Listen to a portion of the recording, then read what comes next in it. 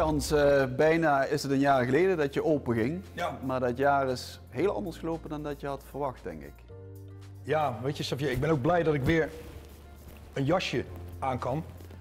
Dat ik overal een keer daar bij de slaapkamer gelaten heb. En dat ik weer zo'n lekker een koksjasje, het wordt tijdelijk een koksjasje aan mag doen.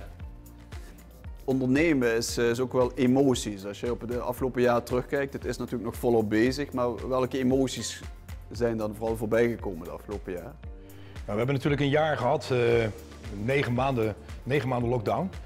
Het punt waar we nu staan, zeg maar misschien hopelijk 1 maart, is het punt waar we 1 maart vorig jaar moesten staan. Dus de emotie was dat we eigenlijk er zo doorheen zaten.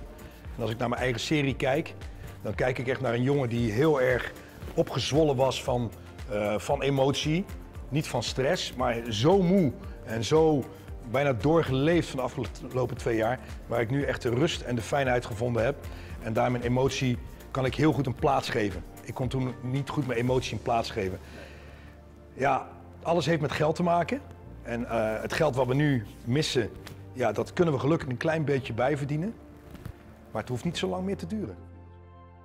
Want het is natuurlijk het hele bouwproces, ja, dat was ook een enorm proces. En dat heeft je nu eigenlijk wel noodgedwongen de rustperiode gegeven om je nu weer te focussen om naar dat niveau te gaan, kooktechnisch waar je naartoe wilt. Hè? Ja, weet je, kijk, de stoelen staan hier nog op de tafels. En voor de camera hebben we 1 stoel eraf gehaald. Maar het is natuurlijk wel, je mist natuurlijk wel de passie, wat je wil, wat je echt kan en waar je het echt... Wij zijn nu bijna op oorlogssterkte, zal ik het zo maar zeggen. En we zijn klaar om nu de mensen en de gasten te laten proeven aan onze brute emotie. Dus laat maar komen. Laat maar komen. Want mensen denken dan, oh, het restaurant is dicht. Oh, Hans heeft het afgelopen maanden lekker rustig gehad. Hè? Want ja, het restaurant dicht, dus dan onderneem je niks. Maar zo zit jij niet aan elkaar. Nee, zo zit ik ook niet in elkaar, maar ik zit ook zeker niet zo in elkaar. Het restaurant dicht. Het restaurant is een paar dagen per week gesloten. Maar mijn jongens zijn elke dag bezig om proberen ons gevoel steeds een beetje dichter bij elkaar te brengen. We hebben de friterie gedaan, we hebben de winkel gedaan, we hebben de boxen gedaan, we hebben thuis.nl eten, we hebben Cook Like a Chef en alles hebben gedaan. Maar uiteindelijk, hoe meer je doet, des te meer gaat er natuurlijk van je regelingen af. Wat wij afgelopen jaar niet gekregen hebben. Daar was het geld wel echt heel belangrijk dat we daar onze mensen mee konden betalen. En de verwarming een klein beetje mee aan konden zetten. Maar januari is natuurlijk niet heel veel te verdienen. Ja, op een paar frietjes na.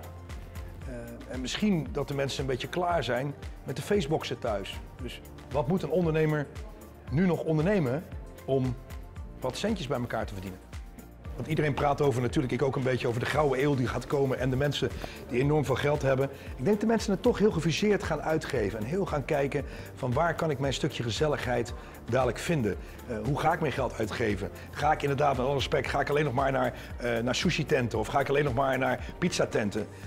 Ik denk dat de mensen het een beetje gaan verspreiden en proberen met elkaar aan tafel te gaan zitten om zich die gezelligheid te omsluiten.